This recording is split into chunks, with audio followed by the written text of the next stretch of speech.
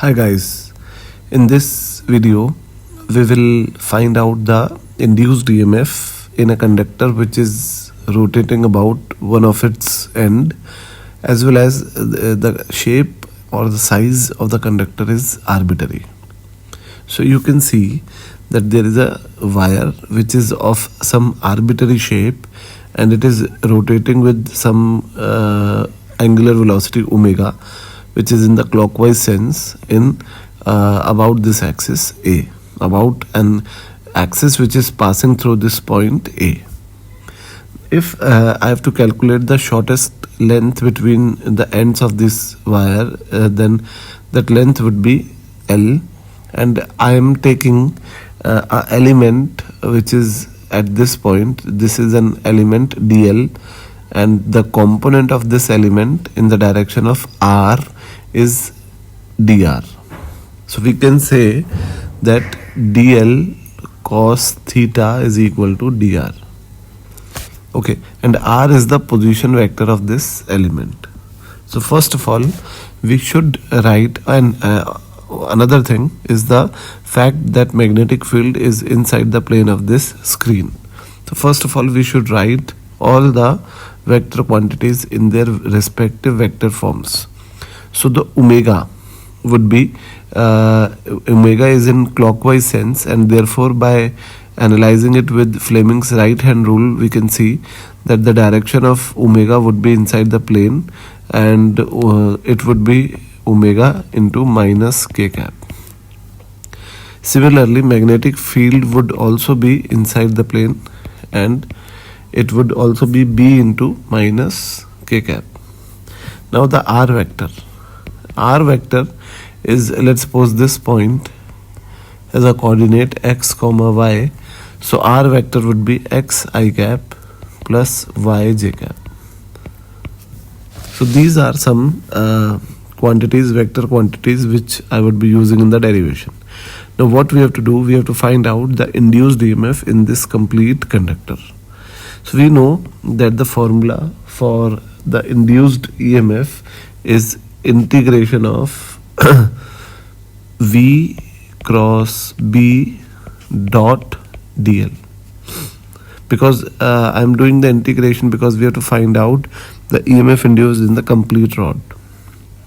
So if we write the V, then we know that in vector form V is equal to omega cross r, where V is the velocity of this element, linear velocity of this element. So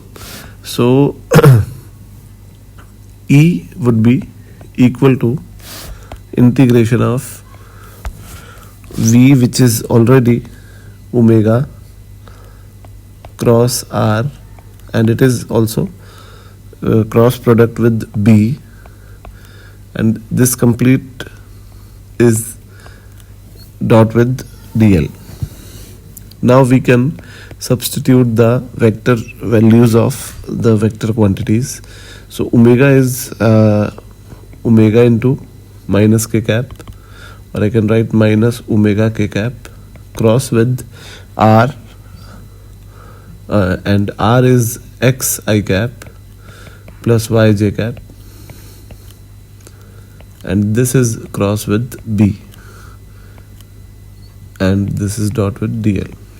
Now b will be b into minus k cap, and this is dot with dl. Now E will be equal to integration of, now this k cross I. Now we know that k cross I is j, so this is minus omega x j cap, and k cross j is minus I, so it is plus omega y I cap. Okay, now it is being crossed with magnetic field. It is crossed with minus b k cap, and this complete is being dotted with dl. Now again this J cross K is plus I, so it would be integration of plus omega x b I cap, and this I cross K is minus J, so it would be plus omega y b j cap dot with dl.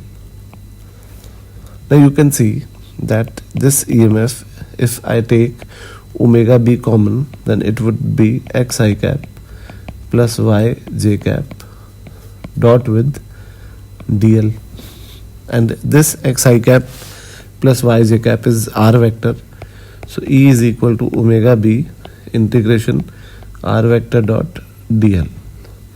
Now we know that E will be equal to omega b integration r dl cos theta. I am opening it by the dot product formula. So dl cos theta, we already know that it is equal to dr. We have written already this, and therefore E will be equal to omega b integration of r dr. Now this dr is some element of this conductor, and the complete vector integration of this conductor would be from 0 to L. This is the shortest length. So by integrating it from 0 to L, and I am applying the limit here also 0 to L.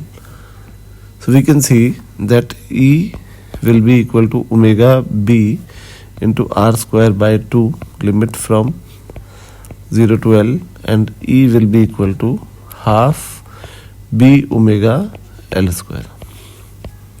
So there is a simple conclusion that if some wire of some arbitrary shape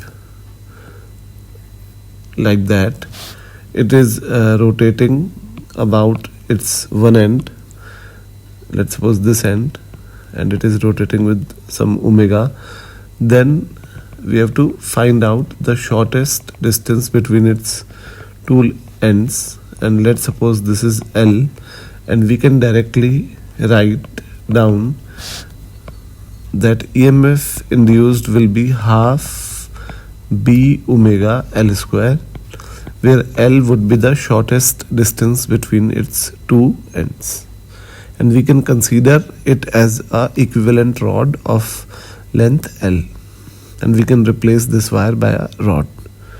So this was the complete analysis of the rotating wire of an arbitrary shape. Thank you.